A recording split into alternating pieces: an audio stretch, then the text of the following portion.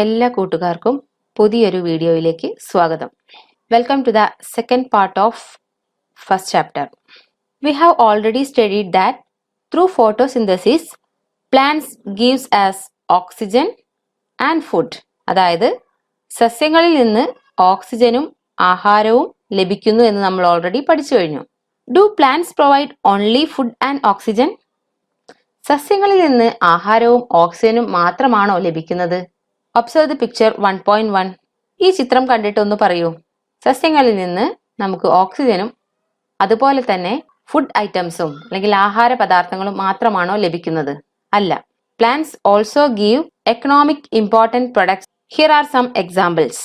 അതായത് സാമ്പത്തിക പ്രാധാന്യമുള്ള ചില ഉൽപ്പന്നങ്ങൾ കൂടി നമുക്ക് സസ്യങ്ങളിൽ നിന്ന് ലഭിക്കുന്നുണ്ട്. ഇവിടെ കുറച്ച് ഉദാഹരണങ്ങൾ കൊടുത്തിട്ടുണ്ട്. ഏതൊക്കെയാണവ? ഫസ്റ്റ് വൺ, കോഫി ബീൻസ് അല്ലേ, അതായത് കാപ്പിക്കുരു. കാപ്പിക്കുരു നമ്മൾ എന്തിനാണ് ഉപയോഗിക്കുക? അതെ, കാപ്പി ഉണ്ടാക്കാനായിട്ട് അല്ലേ. അതായത് ഒരു പാനീയമായിട്ട് നമ്മൾ ഉപയോഗിക്കുന്ന ഒരു വസ്തുവാണ് കോഫി ബീൻസ് എന്ന് പറയുന്നത്. അടുത്ത ചിത്രം എന്തിൻ്റെതാണ്? റബ്ബർ അല്ലെ, ഒരു റബ്ബർ പ്ലാന്റിന്റെ ചിത്രമാണ് തന്നിട്ടുള്ളത്. ഈ റബ്ബർ മരത്തിൽ നിന്ന് നമുക്ക് എന്താണ് ലഭിക്കുക? യെസ്, അതിന്റെ റബ്ബർ പാല് അല്ലെ, അതിന് പറയുന്ന പേരാണ് ലാറ്റക്സ്. റബ്ബറിന്റെ പാലിന് ലാറ്റക്സ് എന്നാണ് പറയുന്നത്. So latex of rubber is used for making rubber products അല്ലെ. റബ്ബർ കൊണ്ട് പല ഉൽപ്പന്നങ്ങളും നമ്മൾ ഉണ്ടാക്കുന്നുണ്ട്. അപ്പോൾ ഇത്തരത്തിലുള്ള ഉൽപ്പന്നങ്ങൾ, റബ്ബർ പ്രൊഡക്ട്സ് ഉണ്ടാക്കാൻ വേണ്ടിയിട്ട് ഈ ലാറ്റക്സ് ഉപയോഗിച്ചു വരുന്നു. അടുത്തത് പെപ്പർ പ്ലാന്റ് ആണ് തന്നിട്ടുള്ളത് അല്ലെ. ഈ പ്ലാന്റിൽ നിന്ന് നമുക്ക് എന്താണ് കിട്ടുക? കുരുമുളക് ചെടിയിൽ നിന്നും നമുക്ക് കുരുമുളക് കിട്ടും അല്ലെ. ഈ കുരുമുളക് നമ്മൾ എന്തായിട്ടാണ് ഉപയോഗിക്കുന്നത്? അതെ, ഒരു സുഗന്ധ വ്യഞ്ജനമായിട്ടാണ് ഉപയോഗിക്കുന്നത്. അതായത് we use pepper as A spice അല്ലെ. ഭക്ഷണ പദാർത്ഥങ്ങളിൽ രുചി വർദ്ധിപ്പിക്കാനായിട്ട് ഉപയോഗിക്കുന്ന ഒരു വസ്തു കൂടിയാണ് കുരുമുളക്. Pepper is an example for spice. അടുത്തത് തന്നിട്ടുള്ളത് എന്ത് മരമാണ്? Yes, it is a cocoa plant. നിങ്ങൾ കേട്ടിട്ടുണ്ടാവും കൊക്കോ മരം അല്ലെ. ഇതിൽ നിന്നാണ് നമുക്കൊക്കെ ഇഷ്ടപ്പെട്ട ചോക്ലേറ്റ് ഉണ്ടാക്കുന്നത് അല്ലെ. നിങ്ങൾ പലതരം ചോക്ലേറ്റ് ഉൽപ്പന്നങ്ങൾ കഴിച്ചിട്ടുണ്ടാവും, ചോക്ലേറ്റ് പ്രൊഡക്ട്സ് അല്ലെ. ഐസ്ക്രീം ആയിട്ടും മിഠായികളായിട്ടും ഒക്കെ നമ്മൾ ചോക്ലേറ്റ് ധാരാളമായി ഉപയോഗിക്കുന്നുണ്ട് അല്ലെ. കേക്ക് നിർമ്മാണത്തിനൊക്കെ നമ്മൾ ഉപയോഗിക്കും. അപ്പോൾ ഈ ചോക്ലേറ്റ് പ്രൊഡക്ട്സ് ഉണ്ടാക്കാനാണ് എന്തുപയോഗിക്കുന്നത്? കൊക്കോ പ്ലാന്റ്സിന്റെ ഫ്രൂട്ട്സ് ഉപയോഗിക്കുന്നത്. അപ്പോൾ ഇതെല്ലാം സാമ്പത്തിക പ്രാധാന്യമുള്ള അല്ലെങ്കിൽ they are all examples for value added products എന്ന് വെച്ചാൽ എന്താണ്? മൂല്യവർദ്ധിത ഉൽപ്പന്നങ്ങൾക്ക് ഉദാഹരണങ്ങളാണ് ഈ പ്രൊഡക്റ്റുകളെല്ലാം. അതായത് നമുക്ക് സാമ്പത്തിക ലാഭം തരുന്ന ഉൽപ്പന്നങ്ങളാണ് അല്ലെ. കുറെ ഉൽപ്പന്നങ്ങൾ നമ്മൾ കയറ്റി അയക്കാനൊക്കെ ഉപയോഗിക്കാറുണ്ട്. അന്യ രാജ്യങ്ങളിലേക്ക് കയറ്റുമതി ചെയ്യാനൊക്കെ നമ്മൾ ധാരാളം ഇങ്ങനെയുള്ള പ്രൊഡക്റ്റുകൾ ഉപയോഗിച്ചു വരുന്നുണ്ട്. ഈ ഉൽപ്പന്നങ്ങളൊക്കെ ഒരു രാജ്യത്തിനോ അല്ലെങ്കിൽ ഒരു വ്യക്തിക്കോ സാമ്പത്തിക നേട്ടം ഉണ്ടാക്കി കൊടുക്കുന്ന പ്രൊഡക്റ്റുകളാണ്. ഇനിയും ആലോചിച്ചാൽ ഒരുപാട് എക്കണോമിക്കലി ഇമ്പോർട്ടന്റ് ആയിട്ടുള്ള പ്രൊഡക്റ്റുകൾ തരുന്ന പ്ലാന്റ്സ് ഉണ്ട് അല്ലെ. ഇവയൊക്കെ തന്നെ നമുക്ക് എന്തും കൂടി തരുന്നുണ്ട്? ധാരാളം തൊഴിലവസരങ്ങൾ കൂടി സൃഷ്ടിക്കുന്നുണ്ട് അല്ലെ. ദേ provide many job opportunities also. Here are some examples. ഈ ഉദാഹരണങ്ങൾ ഒന്ന് കണ്ടു നോക്കൂ. ഏതൊക്കെയാണ് സാമ്പത്തിക പ്രാധാന്യമുള്ള മറ്റ് ഉൽപ്പന്നങ്ങൾ? അവ സൃഷ്ടിക്കുന്ന തൊഴിൽ അവസരങ്ങൾ ഏതൊക്കെയാണ് എന്നൊക്കെ ഒന്ന് മനസ്സിലാക്കാൻ ഇത് ഉപകരിക്കും. ഇതുമായി ബന്ധപ്പെട്ട തൊഴിൽ മേഖലകളും അനവധിയാണ്. ഇനി നമ്മുടെ അടുത്ത ടോപ്പിക് ഓഷ്യൻസിനെ കുറിച്ചാണ്, അതായത് സമുദ്രത്തെ പറ്റിയാണ്. എന്താണ് ഇവിടെ സമുദ്രത്തിനെ കുറിച്ച് പറയാനുള്ള കാരണം? നമുക്ക് നോക്കാം അല്ലെ. നമുക്കറിയാം ocean is far more extensive than land. അതായത് കരയേക്കാളും കൂടുതൽ എന്താണ്? കടലാണ്. So ocean is a diverse ecosystem. അതായത് വളരെ വൈവിധ്യമാർന്ന ജീവികൾ ഉൾക്കൊള്ളുന്ന ഒരു എക്കോസിസ്റ്റമാണ് നമ്മുടെ കടൽ. സമുദ്രം എന്ന ആവാസ വ്യവസ്ഥയിൽ അല്ലെങ്കിൽ ഓഷ്യൻ എന്ന് പറയുന്ന ഒരു എക്കോസിസ്റ്റത്തില് വളരെ ചെറിയ ജീവികൾ മുതൽ ഏറ്റവും വലിപ്പമുള്ള നീലത്തിമിംഗലം വരെ ഉൾപ്പെടുന്നു. That means ocean consists of very small organisms and also giant whales. കരയിലെ ഏറ്റവും വലിയ ജീവി ആനയാണെന്ന് നമ്മൾ പഠിച്ചിട്ടുണ്ട് അല്ലെ. Elephant is the biggest animal on the land. പക്ഷേ കരയിലും കടലിലും വെച്ച് ഏറ്റവും വലിയ ജീവിയാണ് നീലത്തിമിംഗലം. ഏകദേശം 30 ആനകളുടെ അത്രയും വലിപ്പമുള്ള ഭീമാകാരന്മാരായിട്ടുള്ള ജീവികളാണ് തിമിംഗലങ്ങൾ. അത്രയും വലിപ്പമുള്ള ജീവികൾ വരെ എവിടെ കാണപ്പെടുന്നു? സമുദ്രം എന്ന ആവാസ വ്യവസ്ഥയിൽ കാണപ്പെടുന്നു. അതിൽ നിന്ന് തന്നെ നിങ്ങൾക്ക് മനസ്സിലാക്കാം ഓഷ്യൻ എന്ന് പറയുന്നത് അല്ലെങ്കിൽ സമുദ്രം എന്ന് പറയുന്നത് എത്രയോ വിശാലമായ ഒരു എക്കോസിസ്റ്റമാണ്. അങ്ങനെയാണെങ്കിൽ കടലിലെ ജീവികൾക്ക് ജീവിക്കാൻ ആവശ്യമായ ഊർജം പ്രദാനം ചെയ്യുന്നത് ആരായിരിക്കും? അല്ലെങ്കിൽ കടലിലെ മുഖ്യ ഉൽപാദകർ ആരായിരിക്കും? Who are the chief producers of ocean? കടലിലെ ജീവികൾക്കും ഓക്സിജനും ആഹാരവും അത്യാവശ്യമല്ലേ? Observe the picture 1.6. ചിത്രീകരണം 1.6 നിരീക്ഷിക്കുക. സമുദ്രം എന്ന ആവാസ വ്യവസ്ഥയാണ് ഇവിടെ തന്നിട്ടുള്ളത്. So there are many organisms present in the ocean ecosystem. ഇതിൽ ആരൊക്കെയാണ് പ്രൊഡ്യൂസേഴ്സ്? പ്രൊഡ്യൂസേഴ്സ് എന്ന് പറഞ്ഞാൽ എന്താണ്? സ്വന്തമായിട്ട് ആഹാരം നിർമ്മിക്കുന്ന ജീവികൾ അല്ലെ? അത് മിക്കവാറും എന്താണ്? സസ്യങ്ങളാണ്. അപ്പോ കടലിൽ സസ്യങ്ങളുണ്ടോ?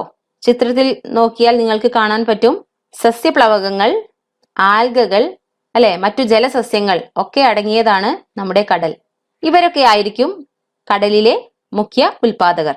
ഇവ പ്രകാശ സംശ്ലേഷണത്തിലൂടെ ഉണ്ടാക്കുന്ന ഓക്സിജനും അതുപോലെ തന്നെ ആഹാരവുമായിരിക്കും മറ്റു ജലജീവികൾ ഊർജത്തിനായി ഉപയോഗിക്കുന്നത്.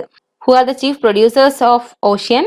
Yes, it is phytoplanktons, algae and other water plants. They synthesize food through photosynthesis and release oxygen. And this oxygen and food is utilized by other aquatic animals. Is it clear? Okay. അപ്പോൾ സസ്യപ്ലവകങ്ങളും ആൽഗകളും ജലസസ്യങ്ങളുമാണ് സമുദ്രം എന്ന് പറയുന്ന ആവാസ വ്യവസ്ഥയിലെ ജീവികളുടെ ജീവൻ നിലനിർത്തുന്നത്. ഇനി what is the importance of photosynthesis in ocean? കടലിൽ നടക്കുന്ന പ്രകാശ സംശ്ലേഷണത്തിന്റെ പ്രാധാന്യം എന്താണ്? 70 to 80% of oxygen in the atmosphere is contributed by algae and phytoplanktons present in the sea. അതായത് നമ്മുടെ അന്തരീക്ഷത്തിൽ കാണുന്ന 70 അല്ലെങ്കിൽ 80% ഓക്സിജൻ പ്രദാനം ചെയ്യുന്നത് അല്ലെങ്കിൽ ഉണ്ടാക്കുന്നത് ആരാണ്? കടലിൽ കാണുന്ന ആൽഗകളും സസ്യപ്ലവകങ്ങളും മറ്റു ജലസസ്യങ്ങളുമാണ്. അതുകൊണ്ട് തന്നെ കരയിൽ ജീവൻ നിലനിർത്തുന്നതിൽ കടലിൽ നടക്കുന്ന പ്രകാശ സംശ്ലേഷണത്തിന് വളരെ പ്രാധാന്യമുണ്ട്. അതുകൊണ്ട് തന്നെ കരയിൽ ജീവൻ നിലനിർത്തുന്നത് കടലിൽ നടക്കുന്ന പ്രകാശ സംശ്ലേഷണമാണെന്ന് നമുക്ക് പറയാൻ കഴിയും. കടലിലെ ജീവികൾക്ക് ഓക്സിജനും ആഹാരവും നൽകുന്നതിനോടൊപ്പം തന്നെ കരയിൽ ജീവൻ നിലനിർത്തുന്നതിനും കടലിൽ നടക്കുന്ന പ്രകാശ സംശ്ലേഷണം സഹായിക്കുന്നു. So oceans play important role in the existence of life on the land.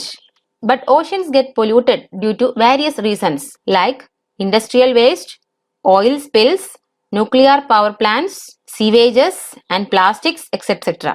അതായത് സമുദ്രം എന്ന് പറയുന്ന ആവാസ വ്യവസ്ഥ മലിനീകരണപ്പെട്ടുകൊണ്ടിരിക്കുകയാണ്. എന്തൊക്കെയാണ് ഇതിന്റെ പ്രധാന കാരണങ്ങൾ? ഒന്ന്, ഫാക്ടറികളിൽ നിന്ന് വരുന്ന മാലിന്യങ്ങൾ അല്ലെ, ഇവയെല്ലാം ചെന്നെത്തുന്നത് നമ്മുടെ കടലിലാണ്. ദെൻ എണ്ണച്ചോർച്ച അല്ലെ, ഓയിൽ സ്പിൽസ്. എണ്ണച്ചോർച്ച കടലിലെ ജീവികളുടെ നിലനിൽപ്പിന് ഭീഷണിയാവുന്നുണ്ട്. ദെൻ ന്യൂക്ലിയർ പവർ പ്ലാന്റ്സിൽ നിന്നുള്ള മാലിന്യങ്ങൾ, അതല്ലെങ്കിൽ ആണവ റിയാക്ടറുകളിൽ നിന്നുള്ള മാലിന്യങ്ങൾ. അതുപോലെ തന്നെ ഏറ്റവും പ്രധാനപ്പെട്ടത് പ്ലാസ്റ്റിക്കുകൾ അല്ലെ, നമ്മൾ അനാവശ്യമായി അല്ലെങ്കിൽ അലക്ഷ്യമായി വലിച്ചെറിയുന്ന പ്ലാസ്റ്റിക്കുകളും മറ്റും അരുവികളിലൂടെ അല്ലെങ്കിൽ നദികളിലൂടെ എല്ലാം തന്നെ എവിടേക്ക് എത്തിച്ചേരുന്നു? കടലിലേക്ക് എത്തിച്ചേരുന്നുണ്ട്. ഇതുകൂടാതെ തന്നെ മറ്റ് സീവേജസ് അഥവാ മറ്റ് മാലിന്യങ്ങളൊക്കെ തന്നെ കടലിൽ ചെന്ന് ചേരുന്നുണ്ട്. ഇനി എങ്ങനെയാണ് ഈ സമുദ്ര മലിനീകരണം നമുക്ക് തടയാനാവുക? How we can prevent ocean pollution? Reduce the use of plastics. പ്ലാസ്റ്റിക്കിന്റെ ഉപയോഗം നമുക്ക് കുറയ്ക്കാം. അരുവികളും നദികളും മലിനമാകാതെ സൂക്ഷിക്കുക അല്ലെ, നമ്മുടെ അടുത്തുള്ള അരുവികളോ നദികളോ എന്തുമായിക്കൊള്ളട്ടെ അത് മലിനമാകാതെ നമ്മൾ ശ്രദ്ധിക്കുക. Protect the streams and rivers near to us from pollution. മാലിന്യങ്ങൾ അലക്ഷ്യമായി വലിച്ചെറിയാതിരിക്കുക. എന്ത് തരം വേസ്റ്റുകൾ ആയിക്കോട്ടെ അത് അലക്ഷ്യമായിട്ട് നമ്മൾ എന്ത് ചെയ്യാൻ പാടില്ല? വലിച്ചെറിയാൻ പാടില്ല. We should not throw waste anywhere on the land. കടൽ തീരങ്ങൾ വൃത്തിയായി സൂക്ഷിക്കുക. We have to protect the sea coast. ഇതിനൊക്കെ പുറമെ ഏത് തരം വേസ്റ്റ് ആയാലും അതിനെ റീസൈക്കിൾ ചെയ്യുക അല്ലെ. We have to recycle the waste or we have to reduce the toxicity of waste. ഇതൊക്കെ നമുക്ക് ചെയ്യാനാകും. ഇപ്പോൾ നാം കരയിലെയും കടലിലെയും ഫോട്ടോസിന്തസിസ് അല്ലെങ്കിൽ പ്രകാശ സംശ്ലേഷണത്തെ കുറിച്ച് പറഞ്ഞു. Here plants carry out photosynthesis and make their own food. All other organisms depends either directly or indirectly on the plants. അല്ലെ? എല്ലാ ജീവികളും ഒരു തരത്തിൽ അല്ലെങ്കിൽ മറ്റൊരു തരത്തിൽ അല്ലെങ്കിൽ നേരിട്ടോ അല്ലാതെയോ സസ്യങ്ങളെ ആശ്രയിച്ചിട്ടാണ് ഊർജം കണ്ടെത്തുന്നത്. എന്നാൽ സസ്യങ്ങളല്ലാതെ അല്ലെങ്കിൽ പ്ലാന്റ്സ് അല്ലാതെ വേറെ ഏതെങ്കിലും പ്രൊഡ്യൂസേഴ്സ് ഉണ്ടോ അല്ലെങ്കിൽ ഉൽപാദകരുണ്ടോ? അതായത് സ്വന്തമായിട്ട് ആഹാരം നിർമ്മിക്കാൻ കഴിയുന്ന വേറെ ഏതെങ്കിലും ജീവികളുണ്ടോ? ഉണ്ടെങ്കിൽ തന്നെ അവയും പ്രകാശ സംശ്ലേഷണത്തിലൂടെ അല്ലെങ്കിൽ ഫോട്ടോസിന്തസിലൂടെ തന്നെയാണോ സ്വന്തമായിട്ട് ഫുഡ് സിന്തസൈസ് ചെയ്യുന്നത്? നമുക്ക് നോക്കാം. All the producers on the earth do not depend on sunlight to produce energy. ഭൂമിയിലെ എല്ലാ ഉൽപാദകരും സൂര്യപ്രകാശത്തെ ആശ്രയിക്കുന്നവരല്ല. പിന്നെയോ ചില ജീവികൾക്ക് ചില രാസസംയുക്തങ്ങളെ വിഘടിപ്പിച്ച് ഊർജം കണ്ടെത്താനുള്ള കഴിവുണ്ട്. Some organisms produce energy by breaking down chemical compounds and this process is called as chemosynthesis. അതായത് രാസസംശ്ലേഷണം എന്നാണ് ഈ ഒരു പ്രക്രിയയെ പറയുന്നത്. അതായത് രാസസംയുക്തങ്ങളെ വിഘടിപ്പിച്ച് ഊർജം കണ്ടെത്തുന്ന പ്രക്രിയയെ രാസസംശ്ലേഷണം എന്ന് പറയുന്നു. ഇവിടെ സൺലൈറ്റിന് പകരം കെമിക്കൽ കോമ്പൗണ്ട്സ് ആണ് എനർജി സോഴ്സ് ആയിട്ട് ഉപയോഗിക്കുന്നത്. ഉദാഹരണത്തിന് സൾഫർ ബാക്ടീരിയ, കരയിലും കടലിലും കാണുന്ന സൾഫർ ബാക്ടീരിയകൾ ഇതിന് ഉദാഹരണമാണ്. They produce energy by breaking down some sulphur containing compounds. അതായത് സൾഫർ അടങ്ങിയ സംയുക്തങ്ങളെ വിഘടിപ്പിച്ചുകൊണ്ടാണ് ഈ ബാക്ടീരിയകൾ അവയ്ക്ക് വേണ്ട ഊർജം കണ്ടെത്തുന്നത്. അപ്പോൾ ഇത്തരത്തിലുള്ള പ്രക്രിയയാണ് രാസസംശ്ലേഷണം. അപ്പോൾ പ്രകാശ സംശ്ലേഷണം പോലെ തന്നെ ഊർജം ഉൽപ്പാദിപ്പിക്കാനുള്ള അല്ലെങ്കിൽ സ്വന്തമായിട്ട് ആഹാരം നിർമ്മിക്കാനുള്ള പ്രക്രിയയാണ് രാസസംശ്ലേഷണം അഥവാ കീമോസിന്തസിസ്. അങ്ങനെയും ചില ജീവികൾ നമ്മുടെ ഭൂമിയിൽ നിലനിൽക്കുന്നുണ്ട്. So plants depend on sunlight but some other organisms like sulfur bacteria depends on chemical compounds for energy.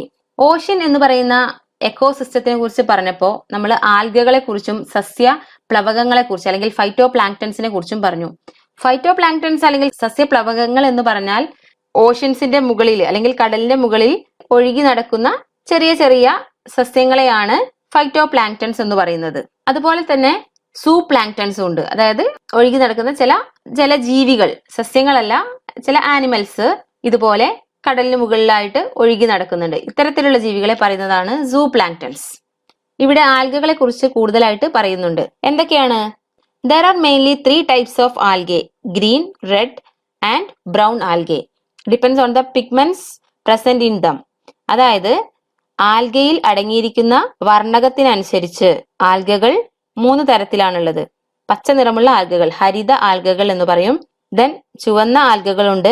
അതുപോലെ തന്നെ തവിട്ട് നിറത്തിലുള്ള ആൽഗകളും ഉണ്ട്. ഇനി എല്ലാ ആൽഗകളും വളരെ ചെറുതല്ല.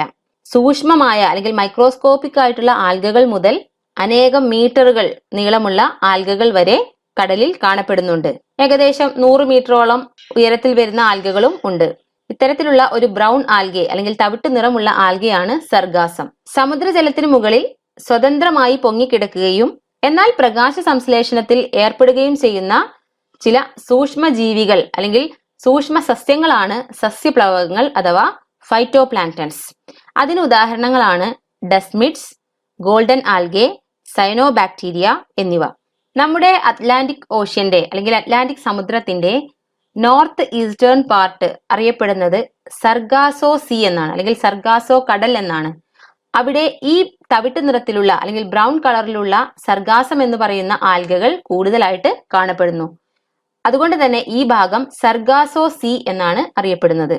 ഇത് നിങ്ങൾക്ക് ഒരു ചെറിയ അറിവിനായി പറഞ്ഞതാണ്.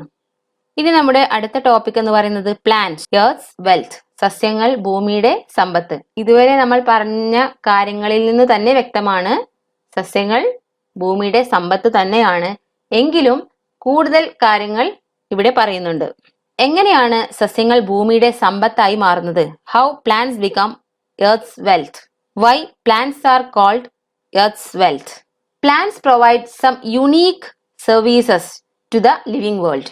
അതായത് മറ്റാർക്കും ചെയ്യാൻ കഴിയാത്ത സേവനങ്ങളാണ് സസ്യങ്ങൾ ഭൂമിയിൽ ജീവൻ നിലനിർത്തുന്നതിനായി ചെയ്തുകൊണ്ടിരിക്കുന്നത്. ഒരു മരം നടുന്നതിലൂടെ എന്തൊക്കെ നമുക്ക് ലഭിക്കുന്നു? നമുക്കൊന്ന് നോക്കാം. ഇറ്റ് പ്യൂരിഫൈ എയർ, അതായത് നമ്മുടെ അന്തരീക്ഷ വായുവിനെ അത് ശുദ്ധീകരിക്കുന്നു. Then it gives oxygen for breathing, അതായത് നമുക്ക് ശ്വസിക്കാൻ ആവശ്യമായ ഓക്സിജൻ നൽകുന്നു. അതായത് ഭൂമിയിലെ ജീവികൾക്ക് ശ്വസിക്കാൻ ആവശ്യമായ ഓക്സിജൻ നൽകുന്നു. Plants are also called as lungs of earth. അതായത് ഭൂമിയുടെ ശ്വാസകോശങ്ങളാണ് സസ്യങ്ങൾ. ജീവികൾ ഓക്സിജൻ ഉള്ളിലേക്ക് എടുത്ത് കാർബൺ ഡൈ ഓക്സൈഡ് പുറത്തു വിടുന്നത് പോലെ സസ്യങ്ങളും കാർബൺ ഡൈ ഓക്സൈഡിനെ ഉള്ളിലേക്ക് എടുത്ത് ഓക്സിജനെ പുറത്തേക്ക് വിടുന്നു. ഇവിടെ സസ്യങ്ങൾ ഒരു ശ്വാസകോശത്തെ പോലെ തന്നെയാണ് പ്രവർത്തിക്കുന്നത്. ഭൂമിയിലെ ജീവികൾക്ക് നിലനിൽക്കാൻ ആവശ്യമായ ഓക്സിജൻ സസ്യങ്ങൾ പ്രദാനം ചെയ്യുന്നു. പിന്നെ നമ്മൾ എന്താണ് പഠിച്ചത്? Plants can reduce global warming. ആഗോളതാപനം കുറയ്ക്കാൻ സസ്യങ്ങൾക്ക് കഴിയും. നമ്മൾ ഓൾറെഡി പഠിച്ചു കഴിഞ്ഞു. ജീവികളുടെ ശ്വസന പ്രക്രിയ വഴിയും അതുപോലെ തന്നെ മറ്റു കാരണങ്ങളിലൂടെയും അന്തരീക്ഷത്തിലേക്ക് എത്തുന്ന കാർബൺ ഡൈ ഓക്സൈഡിന്റെ അളവിനെ കുറയ്ക്കാൻ സസ്യങ്ങൾക്ക് കഴിയും.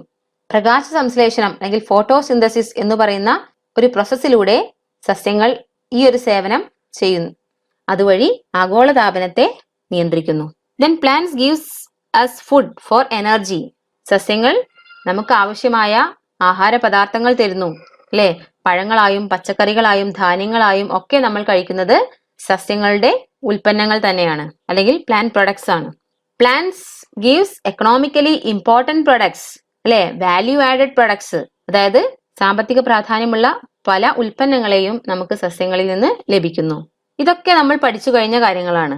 Plants also have a major role in the mitigation of natural disasters. അതായത് പ്രകൃതി ദുരന്ത ലഘൂകരണത്തിലും സസ്യങ്ങൾക്ക് വലിയ പങ്കുണ്ട്. എന്ന് വെച്ചാൽ എന്താണ്? വെള്ളപ്പൊക്കം, മലയിടിച്ചിൽ, ഉരുൾപൊട്ടൽ ഇങ്ങനെയുള്ള പല പ്രകൃതി ദുരന്തങ്ങളും ലഘൂകരിക്കാൻ അല്ലെങ്കിൽ നിയന്ത്രിക്കാൻ സസ്യങ്ങൾക്ക് കഴിയും. ഈ ഒരു പോയിന്റും കൂടി നമുക്ക് ഇവിടെ ചേർക്കാം. എങ്ങനെയാണ് സസ്യങ്ങൾ പ്രകൃതി ദുരന്തങ്ങളെ ലഘൂകരിക്കുന്നത് അല്ലെങ്കിൽ അതിനെ നിയന്ത്രിക്കുന്നത്? How plants control natural disasters. നോക്കൂ, കണ്ടൽ വനങ്ങൾ സുനാമിയെ ഒരു പരിധിവരെ തടയുന്നു. Mangrove forest helps in controlling tsunami to some extent. കണ്ടൽ വനങ്ങൾ അല്ലെങ്കിൽ മാംഗ്രൂവ് ഫോറസ്റ്റ് എന്ന് പറഞ്ഞാൽ എന്താണ്? പുഴകളോട് ചേർന്ന് അല്ലെങ്കിൽ നദികളോട് ചേർന്ന് കാണുന്ന ചില മരങ്ങളെ നമുക്ക് കാണാൻ കഴിയും. ഇവയാണ് മാംഗ്രൂവ് ഫോറസ്റ്റ് എന്ന് അറിയപ്പെടുന്നത് അല്ലെങ്കിൽ കണ്ടൽ വനങ്ങൾ എന്ന് അറിയപ്പെടുന്നത്. സുനാമി പോലുള്ള പ്രകൃതി ദുരന്തങ്ങളെ അതിജീവിക്കാൻ നമ്മളെ സഹായിക്കും. Second one, bamboo forest, reed grass, vetiver, lemon grass etcetera protect the river banks from collapsing during flood. അതായത് മുളങ്കാടുകൾ, ആറ്റുദർഭ, രാമച്ചം, ഇഞ്ചിപ്പുല്ല് എന്നീ സസ്യങ്ങൾ വെള്ളപ്പൊക്കത്തിൽ നദീതീരം ഇടിഞ്ഞു താഴാതെ സംരക്ഷിക്കുന്നു. അല്ലെ? നദീതീരം ഇടിഞ്ഞു പോവാതെ സംരക്ഷിക്കാൻ ഈ സസ്യങ്ങൾ സഹായിക്കുന്നു. അപ്പൊ നദീതീരങ്ങളിൽ കാണപ്പെടുന്ന ചില പുല്ലുവർഗ്ഗങ്ങളാണ് ഇവയൊക്കെ.